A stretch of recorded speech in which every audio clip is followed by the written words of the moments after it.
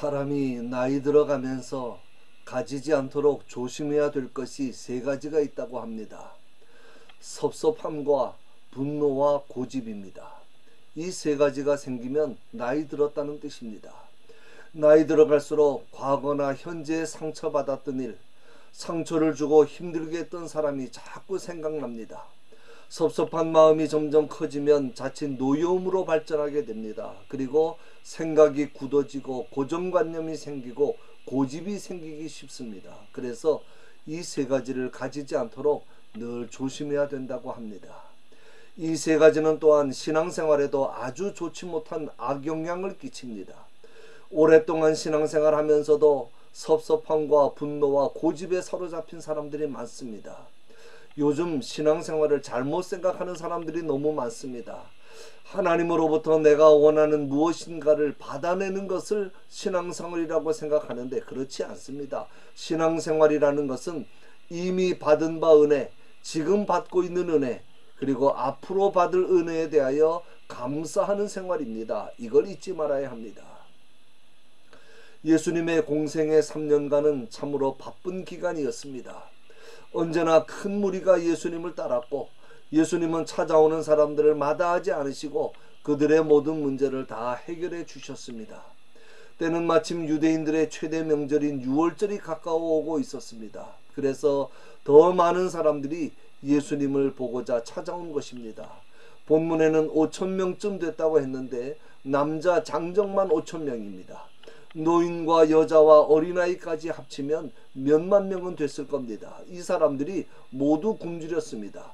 하루 종일 먹지를 못했습니다. 이제 이 사람들을 먹여주어야 합니다. 그런데 그곳은 빈들인지라 먹일 것을 구할 수 없습니다. 그러나 예수님은 기적을 행하심으로 그들을 모두 배부르게 먹이십니다. 이 기적의 사건 속에 특징적인 두 부류의 사람이 등장합니다. 이 두 부류의 사람이 바로 오늘날 현대 교인들의 모습입니다. 나는 어디에 속하는지 한번 생각해 보시기 바랍니다. 첫 번째 부류는 빌립과 안드레 같은 사람입니다. 여러 제자들 가운데 특별히 예수님은 빌립에게 말씀하십니다. 우리가 어디서 떡을 사서 이 사람들을 먹이겠느냐. 예수님은 이미 어떻게 하실 것을 다 계획하고 계셨고 빌립이 어떻게 대답할 것까지 다 알고 계셨습니다. 그런데도 예수님께서 빌립에게 이렇게 말씀하신 것은 빌립의 믿음을 시험하시기 위해서였습니다. 예수님의 예상대로 빌립은 재빠르게 계산을 합니다. 이 정도 인원이면 사람들이 기진해서 쓰러지지 않을 정도로 조금씩 준다고 해도 200데나리온의 돈으로도 부족할 것입니다. 한 데나리온은 노동자 한 사람의 하루 품삯이니까 노동자 200명의 하루 품삯으로 그 당시로는 엄청난 금액입니다. 그런데 더 큰 문제는 돈이 아닙니다. 지금 여기는 광야 빈들입니다. 지금 당장 200데나리온의 돈도 없지만 돈이 있어도 불가능한 일입니다. 당장 어디에서 몇만 명이 먹을 음식을 갑자기 구할 수 있겠습니까? 그래서 예수님은 우리가 어디서 떡을 사서 이 사람들을 먹이겠느냐, 어디서 떡을 구할 장소를 물으십니다. 그런데 빌립은 어디서보다 200데나리온의 돈으로도 하며 돈의 액수를 걱정합니다. 안드레도 보리떡 5개와 조그마한 물고기 2마리를 가진 어린아이를 예수님께 인도하고는 그러나 그것이 이 많은 사람에게 얼마나 되겠사옵나이까 라고 말합니다. 요즘식으로 표현하면 그까짓 건 누구 코에 붙입니까? 라는 뜻입니다. 그러므로 빌립과 안드레가 이렇게 대답하는 것은 이것저것 다 따져보고 결론적으로 생각해 볼 때 안 됩니다. 먹일 수 없습니다. 환경상 형편상 불가능합니다. 라는 뜻입니다. 빌립과 안드레는 순전히 인간적인 생각을 하고 있습니다. 예수님의 깊은 말씀의 의도와 의미는 생각하지 않고 단순하게 귀에 들리는 대로 듣고 눈에 보이는 대로 보고 인간적으로 계산합니다. 예수님의 말씀을 자기 지식의 기준의 틀 안에서 이해하는 것입니다. 그러니 절망할 수밖에 없습니다. 그래서 빌립과 안드레는 계산적 신앙인의 모형이라고 할 수 있습니다. 그러면 예수님께서 빌립에게 이렇게 말씀하신 의도가 무엇입니까? 예수님은 지금 빌립을 포함한 그곳에 모인 모든 사람들, 그리고 오늘 우리들에게 대단히 중요한 말씀을 하고 싶어 하십니다. 예수님 자신이 생명의 떡이라고 하는 사실입니다. 요한복음 6장을 가리켜 생명의 떡장이라고 합니다. 35절에 예수께서 이르시되 나는 생명의 떡이니 내게 오는 자는 결코 줄이지 아니할 터이요 나를 믿는 자는 영원히 목마르지 아니하리라. 47절 진실로 진실로 너희에게 이르노니 믿는 자는 영생을 가졌나니 내가 곧 생명의 떡이니라. 51절에는 나는 하늘에서 내려온 살아있는 떡이니 사람이 이 떡을 먹으면 영생하리라. 내가 줄 떡은 곧 세상의 생명을 위한 내 살이니라 하시리라. 그리고 이어서 성찬식까지 말씀하십니다. 요약하면 예수님을 먹어야 한다는 것입니다. 예수님을 어떻게 먹습니까? 예수님을 구주로 영접하고 믿는 것이 곧 예수님을 먹는 것입니다. 그러니 예수님께서 우리가 어디서 떡을 사서 이 사람들을 먹이겠느냐고 하셨을 때 제자들이 뭐라고 대답해야 합니까? 예수님께서 계신데 뭐가 걱정이고 뭐가 문제입니까? 예수님만 있으면 됩니다. 예수님은 우리를 풍족하게 하시는 분이시고 우리를 영원히 배부르게 하시는 분이십니다. 이렇게 대답해야 됩니다. 그런데 그렇게 계산기보다 더 빠르게 재빠르게 계산을 해냈으니 예수님께서 얼마나 답답하셨겠습니까? 오늘날 신자들 중에도 빌립과 안드레 같은 사람들이 너무 많습니다. 똑똑합니다. 계산 잘합니다. 그래서 믿지 못하고 감사하지 못하고 헌신하지 못합니다. 그래서 기적도 체험하지 못합니다. 잊지 마십시오. 믿음은 계산으로 하는 것이 아닙니다. 생각해 보십시오. 신앙생활이 계산대로 되는 일이라면 계산하라고 하시지 왜 믿으라고 하시겠습니까? 계산한 대로 안 되기 때문에 믿으라고 하시는 겁니다. 두 번째 부류는 오병이어를 드린 어린아이입니다.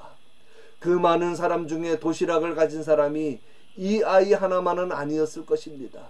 더 좋은 음식을 가진 사람도 있었을 겁니다. 그러나 보리떡 5개와 소금에 절인 조그마한 물고기 2마리, 정말 보잘것없는 것이지만 예수님께 드려질 때 놀라운 기적의 역사가 일어납니다. 꼭 기억하시기 바랍니다. 기적이나 변화는 희생과 헌신을 통해서만 일어납니다. 드리지 않으면 나 하나의 허기밖에 채울 수 없지만 희생하고 헌신하면 수많은 사람을 살리고도 남는 놀라운 역사가 일어납니다. 그러므로 헌신할 수 있다는 것 자체가 축복입니다. 생각해 보십시오. 예수님께서 군중들을 먹이실 수 있는 방법이 얼마나 많겠습니까? 이 말씀을 준비하면서 그런 생각을 해봤습니다. 차라리 군중들을 안 치고 자기 옆에 있는 돌멩이를 하나씩 들게 하는 겁니다. 광야에 돌멩이는 많으니까 돌멩이를 들게 하고 예수님께서 축사하시면 감사기도 하시면 떡이 될 텐데 그러면 얼마나 쉽겠습니까? 일일이 나눠줄 필요도 없고 나머지를 거두는 수고를 안 해도 되고 제자들을 시험해서 고민에 빠지게 할 필요도 없고 얼마나 간단합니까? 그러나 예수님은 한 작은 아이의 도시락을 사용하십니다. 여기에 중요한 교훈이 있습니다. 하나님의 기적은 우리의 믿음과 헌신을 통하여 이루어진다고 하는 것입니다. 하나님은 우리에게 없는 것을 원하시지 않습니다. 우리 손에 있는 것, 우리가 가지고 있는 것을 원하십니다. 안드레처럼 이 작고 초라한 것이 무슨 소용이 있겠는가 하고 걱정할 필요가 없습니다. 소용이 있고 없고는 내가 판단할 일이 아닙니다. 우리는 하나님께 질을 드리는 것이고 그것을 양적으로 크게 만들어서 쓰시는 분은 하나님이십니다. 하나님은 우리가 드린 것으로 필요한 양만큼으로 만들어서 쓰십니다. 그러므로 결과는 내가 걱정할 필요가 없습니다. 나는 그저 나에게 있는 것을 정성을 다해 드리는 것뿐입니다. 그 다음 일은 하나님이 알아서 하십니다. 그러나 우리의 희생과 헌신만으로 기적이 일어나는 것은 아닙니다. 기적이 일어나기 위해서 해야 할 결정적인 일이 있습니다. 무엇이겠습니까? 예수님께서 보리떡 5개와 물고기 2마리를 받아들고 어떻게 하십니까? 본문에서는 축사하셨다 그랬는데 헬라어 원문의 뜻을 보면 감사했다는 뜻입니다. 영어 성경에도 땡스라고 번역했습니다. 가정에서 식구들이 식탁에 둘러앉아 감사 기도를 드리는 모습을 연상시키는 단어입니다. 그 광경을 한번 상상해 보십시오. 몇만 명을 앞에 앉혀놓고 보리떡 5개와 물고기 2마리를 들고 감사 기도를 드립니다. 하나님, 우리를 배불리 먹이시기 위하여 이 귀한 음식을 주셔서 감사합니다. 성경에는 간단히 기록했지만 아마 비웃는 사람도 있었을 것입니다. 그러나 주님은 감사하십니다. 주님의 감사는 미래적인 감사입니다. 지금 가진 것은 형편없지만 모두가 배부르게 먹고 12강주리가 남을 미래를 바라보며 감사한 것입니다. 여러분, 우리가 받은 은혜와 우리가 과거에 받은 은혜와 현재 받고 있는 은혜에 대해서도 감사해야 하지만 특히 미래에 받을 은혜를 위해서도 감사해야 합니다.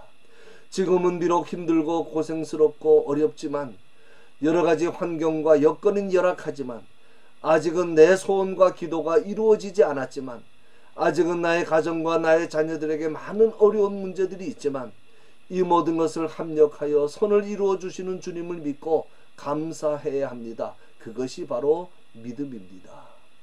결론입니다. 믿음과 감사는 같은 것입니다. 믿음이 있는 자만 감사할 수 있고 감사하는 자가 믿음의 능력을 보게 됩니다. 여러분은 기적을 보기 원하십니까? 내 삶에 기적이 일어나기를 원하십니까? 내 가정과 내가 하고 있는 모든 일들과 나의 자녀들의 삶 가운데 기적이 일어나기를 원하십니까? 모든 것을 주님께 다 맡기고 감사하시기 바랍니다. 이제 내 손에 있는 것이 무엇인지 살펴봅시다. 비록 내가 가진 것이 적고 부족하고 사람 보기에도 보잘것없는 것일지라도 오늘 내 모습이 모든 면에서 연약하고 부족할지라도 예수님께 온전히 드려져 예수님의 손에 붙들리기만 하면 하나님께서 큰 역사를 이루시고 12강주리가 남는 축복까지 허락해 주실 줄로 믿습니다. 날마다 주님만 온전히 의지하는 믿음으로 기적을 체험하는 복된 삶을 살아가시는 저와 여러분이 다 되시기를 주님의 이름으로 간절히 축원합니다.